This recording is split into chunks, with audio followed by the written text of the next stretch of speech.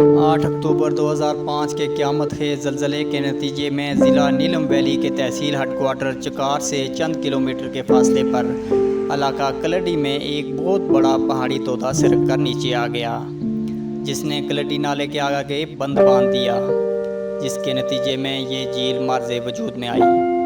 इलाके के 4 देहात लोदियाबाद, नैनिया, बटशेर और दक्खन पिदर सफ़ाई हस्ती से मिट गए। तकरीबन 1200 अफराद लुकमाए अजल बन गए।